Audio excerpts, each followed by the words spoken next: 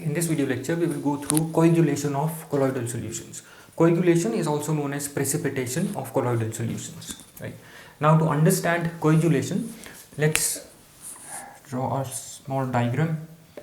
This is colloidal solution, right? And we know that colloidal solution has particles of colloidal range which is between 1 nanometer to 1000 nanometer, right? And these particles are moving randomly in all directions. We know that we have Brownian movement, right? In this, we have done this in previous lectures. So these colloidal particles are moving randomly in all directions in dispersion medium, right? And they remain suspended and scattered in solution. They are suspended and scattered in solution, right? So what is coagulation? Since the topic is coagulation, so what is coagulation? Or we also call it as precipitation, right? Precipitation, we know when does a precipitate forms? When two solutions mix, right, and they form a solid, right? A solid that settles down to the bottom, right? That's your precipitate. So similar thing happens here.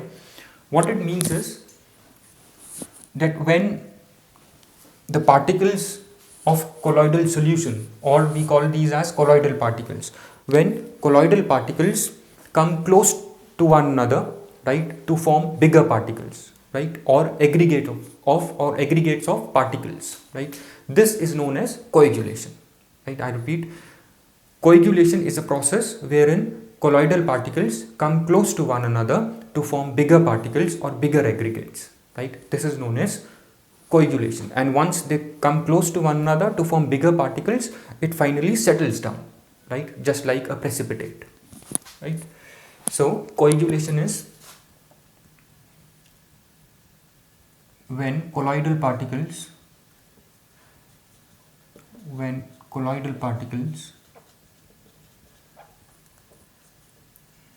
come close to one another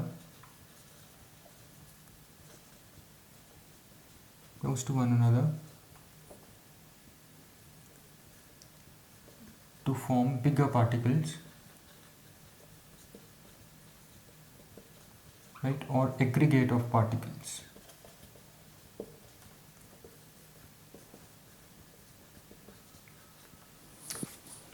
Right? This is a process when colloidal particles come close to one another to form bigger particles or aggregate of particles to finally settle down as precipitate.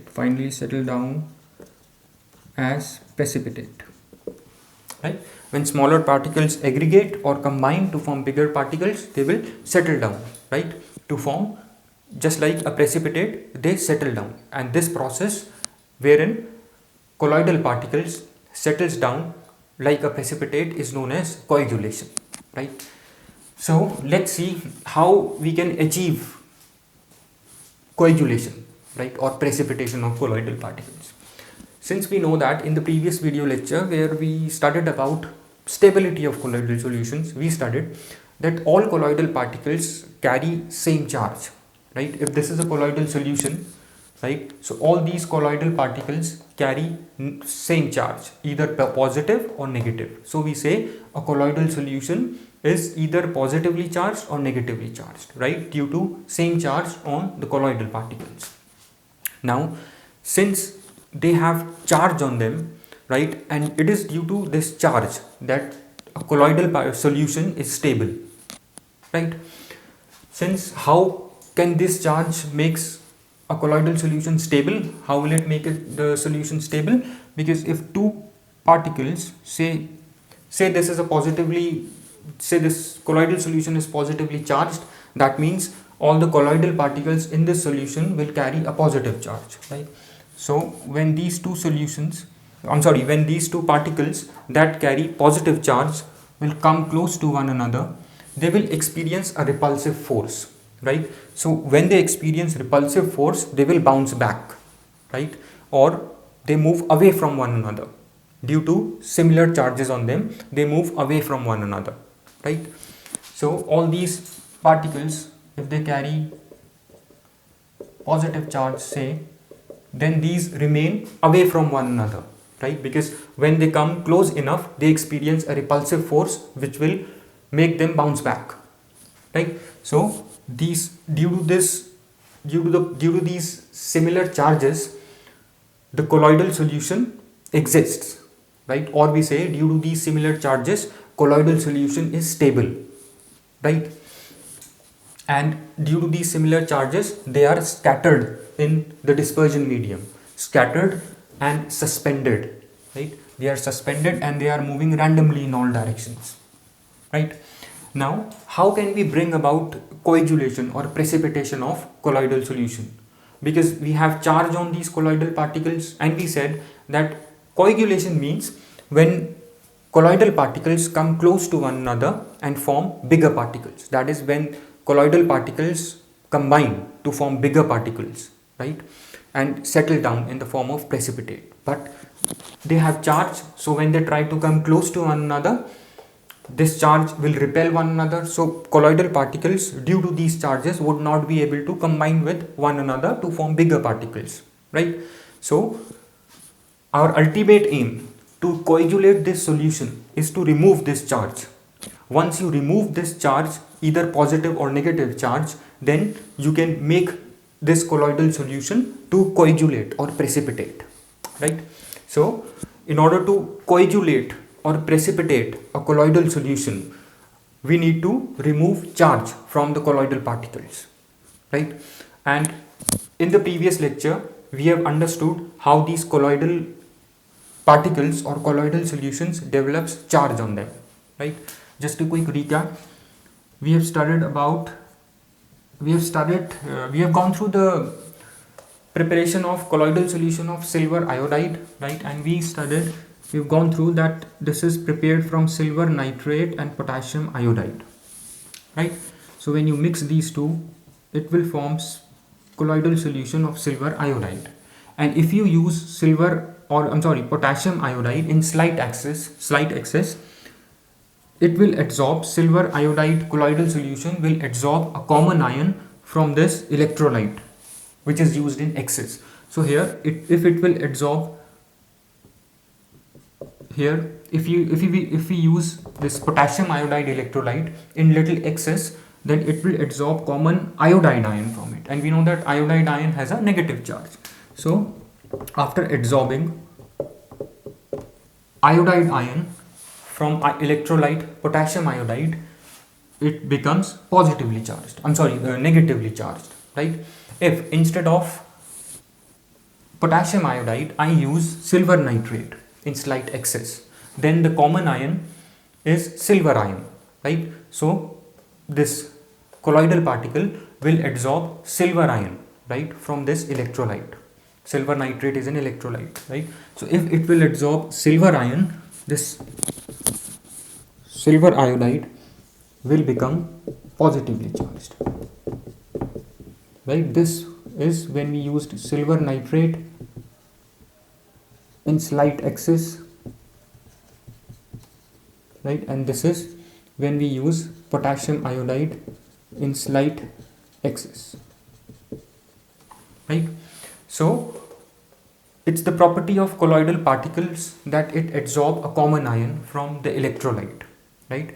And it acquires charge due to this property, and it is this charge that makes the colloidal solutions stable, right?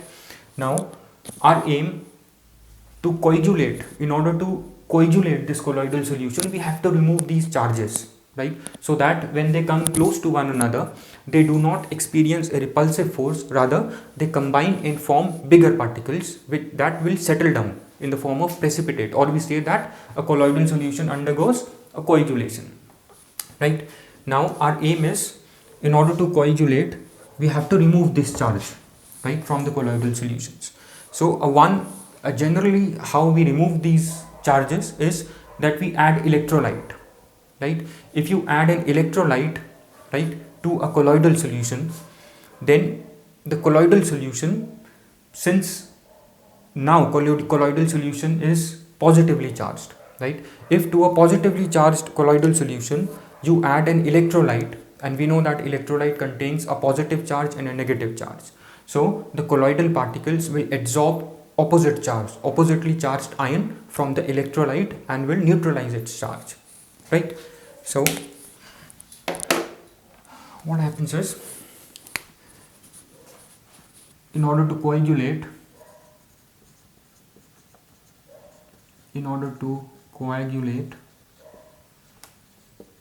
a colloidal solution, we add an electrolyte.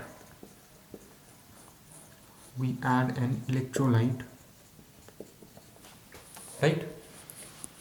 We add an electrolyte, and colloidal particles will absorb oppositely charged ions, right? Will absorb opposite ions, right, from electrolyte to neutralize its own charge,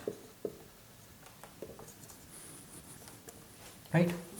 To neutralize its own charge, it will absorb the opposite ion, right? For example, if we have AS2S3, this is arsenious sulfide. Arsenious sulfide is negatively charged, right? So in order to neutralize this negative charge, we have to add an electrolyte to it. So electrolyte, suppose if we add sodium chloride to it. Now sodium chloride has sodium ion plus chloride ion, right? So arsenious sulfide will absorb these sodium ions, right? So sodium ions will neutralize the negative charge on the arsenious sulfide colloidal particles, right? So once this charge is neutralized, right, with the positive sodium ions, then when these particles come close to one another, right, then they will combine, right, they will combine to form a bigger particle, right, which will precipitate or coagulate, right? This is your coagulation, and how you can cause coagulation is by addition of an electrolyte, because the added electrolyte will neutralize the charge on the colloidal particles. And how will it do that? This colloidal particles will absorb oppositely charged ions from the electrolyte and will neutralize its own charge, right? So once the charge is neutralized, the two colloidal particles, when they try to come close to one another, they will not experience a repulsive force, rather they will combine to form bigger aggregates of particles or bigger particles that will finally settle down in the form of precipitate. And this is known as your coagulation of colloidal solution or precipitation of colloidal solutions, right?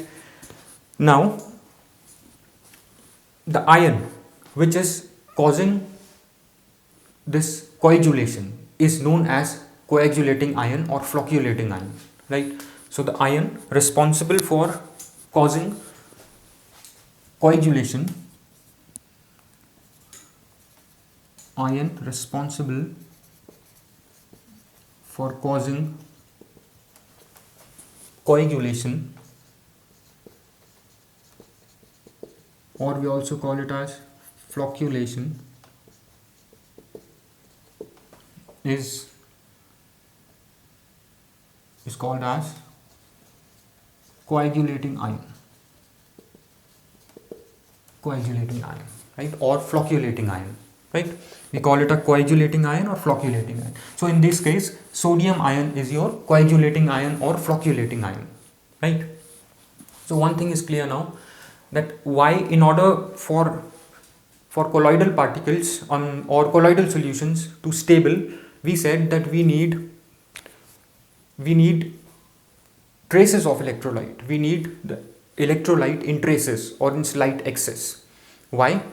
Because using that electrolyte, the small amount of electrolyte, the colloidal solution will absorb a common ion, right, from the electrolyte which is in excess, right?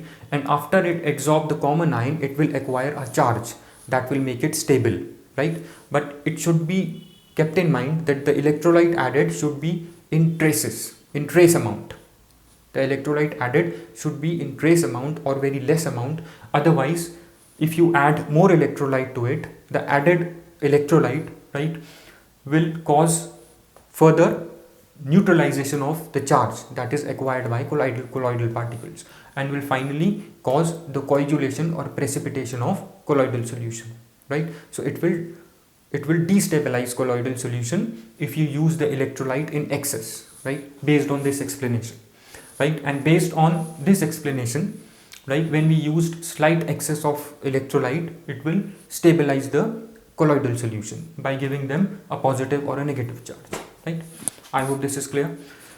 Now the ion responsible for causing coagulation or flocculation is known as your coagulating or flocculating ion, right?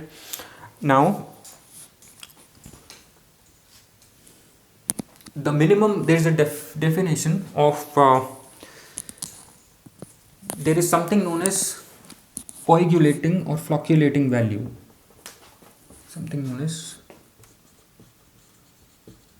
coagulating or flocculating value.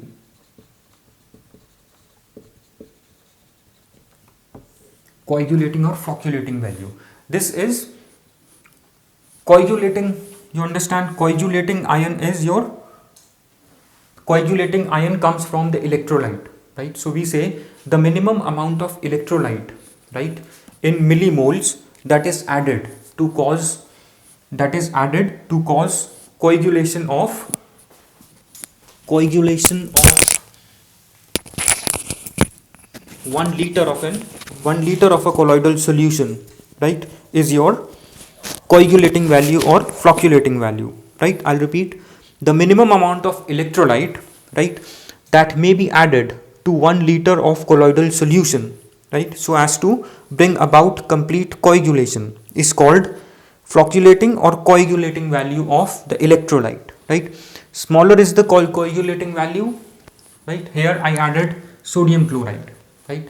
So the minimum amount of sodium chloride, right, in millimoles that is added to 1 liter of arsenious sulfide, right, in order to cause complete coagulation of arsenious sulfide, that minimum amount of electrolyte is your coagulating value or your flocculating value, right? And this is measured in millimoles. This electrolyte is measured in millimoles, and this colloidal solution is in liter, right? So minimum amount of electrolyte that is required, right, to cause complete coagulation of 1 liter of an electrolyte, right, is your coagulating or flocculating value, right? So lesser is the less amount of, if less is the electrolyte added, right, if less electrolyte causes complete coagulation of a colloidal solution, right, then that means that electrolyte has high coagulating power, right, or that electrolyte has a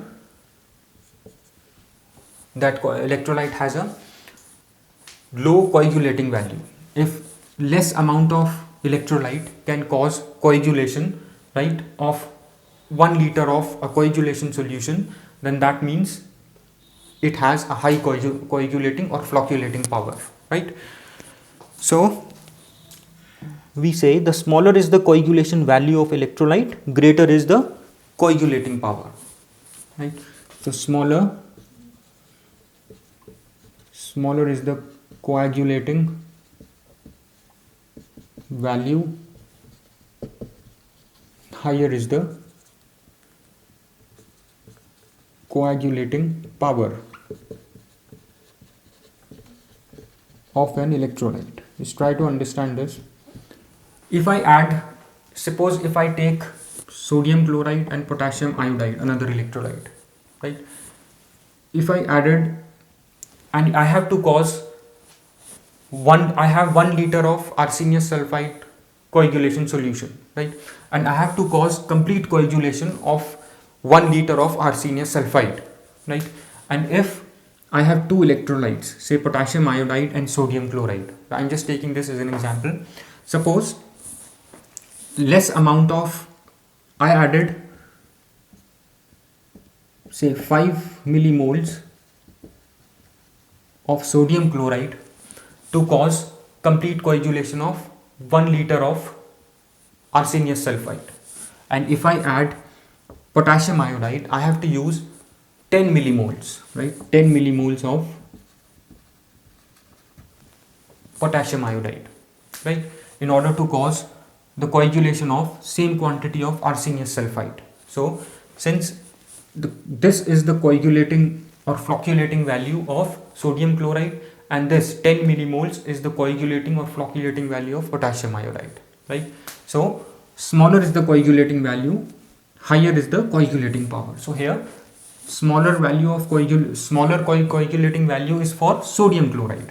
So sodium chloride has higher coagulating power, right? Lesser is the coagulating value, lesser is the amount of electrolyte required to cause the complete coagulation of colloidal solution, higher will be its coagulating power, right? So this has, sodium chloride has high coagulating power because less amount of sodium chloride has caused the complete coagulation of arsenious sulfide, right? So this is your coagulating or flocculating value, and the ion which causes this flocculation or coagulation is your coagulating or flocculating ion, right? So just remember these terms, coagulation ion and coagulation value, right? Now the other thing is, we have one rule here which is your Hardy and Schulz rule. Hardy and Schulz, Schulz rule. Hardy and Schulz rule, because this is first observed by Hardy and Schulz, so we call it as Hardy and Schulz rule. And the rule says that the effective ion, right, of the electrolyte in bringing about coagulation are those which carry opposite charge, right? So the first rule says it in simple terms that the ion responsible for causing coagulation carry opposite charge, right, to that of colloidal solution. If colloidal solution is positively charged, then the ion that will cause coagulation is negatively charged, right? So the ion causing coagulation carry opposite charge to colloidal solution, right? Here colloidal solution was negatively charged arsenious sulfide, so the ion that caused the coagulation was this sodium ion that has positive charge, right? So the ion will always be oppositely charged because it will only adsorb oppositely charged ion, because we know that positive negative has attraction for one another. So if this is positively charged, it will adsorb opposite charged ion from the electrolyte. The second one says that higher is the valency of the ion adsorbed, or we say that ions that have higher valency would be more effective in causing coagulation, right? So ions of higher valency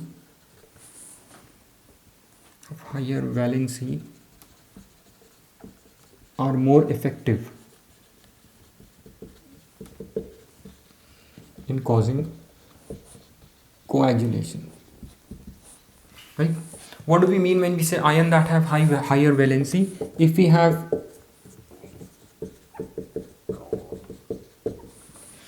have aluminium ion, barium ion, sodium ion, so the maximum valency is with aluminium ion. So aluminium would have maximum effectiveness in causing this arsenious sulfide to coagulate, right? So if you add aluminium, right, if you add an electrolyte that contains aluminium ion, right, that electrolyte would be around 500 times more effective compared to the electrolyte that contains divalent barium ion, right? Similarly, monovalent sodium ion is very less effective compared to divalent barium ion, right? So if we arrange this in order, this would be, this aluminium ion will have greater effectiveness compared to barium ions, and barium ions have greater effectiveness compared to sodium ions, right? So more is the valency of the ion causing coagulation, right, higher would be its effectiveness. So we say aluminium is around 500 times to 500 mainly we say the trivalent ions are 500 to 1000 times more effective compared to divalent ions, and divalent ions are again around 500 to 1000 times more effective than sodium ions, right? So as compared to monovalent ions, I'm sorry, right? So if we compare these aluminium ions, if you compare it with monovalent, these aluminium ions would be 500 to 10,000 500 to 1000 times more effective compared to sodium ions, and aluminium ions, if you compare it with barium, it is 100 to 500 times more effective, right, compared to aluminium ion, compared to barium ions, right? Just you need to understand one thing, that ions that have higher valency would be more effective in causing coagulation, right? So and this is the order. So aluminium would have maximum effectiveness and sodium will have minimum effective. Sodium ion would be minimum effective in causing coagulation of arsenious sulfide, right? So this is your Hardy and Schools rule. This is important, right? So we are done with Hardy and Schools rule, and greater is the valency of the coagulating or flocculating ion, greater is its power to bring about or to cause coagulation, right? So I hope this is clear. Then there are other ways using which you can bring about coagulation. There is a way to bring about coagulation is, there is one more way to bring about coagulation is your electrophoresis. Electrophoresis is when you apply electric current, right, to this colloidal solution. When you apply electric current, that means it has, when you apply an electric current, you have a positive electrode or a positive plate and a negative plate, right?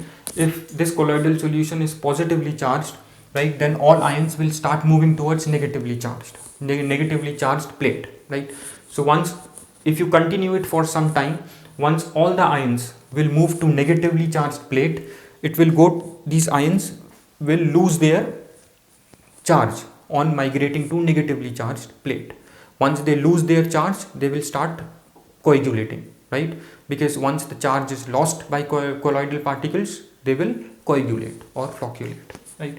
The second way is by persistent dialysis, right? What persistent dialysis will do, we know that dialysis is removing of impurities from colloidal solution, and impurities that we remove are electrolytes. So once you, and we know that electrolytes in slight excess is good for stability of colloidal solutions. Once you remove all the electrolyte, then these colloidal particles would no more be charged. When there is no charge on colloidal particles, that means they will coagulate. They will no more experience repulsive force. So that is why we say slight amount of electrolyte is responsible for the stability of colloidal solutions, right? So if you do persistent dialysis, we have already done dialysis in previous lecture, it will remove all the electrolyte, that will remove the charge from the colloidal particles, hence colloidal solution will coagulate or flocculate, right? And there is one more way, by mutual precipitation, right? If you mix two colloidal solutions of opposite charges, right, then they will neutralize one another's charge and they will coagulate, right? So adding colloidal solutions of opposite charges will neutralize one another's charge and they will coagulate, right? And there is one more way, by heating. If you heat a colloidal solution, it will coagulate, or if you lower down the temperature of colloidal solution like milk,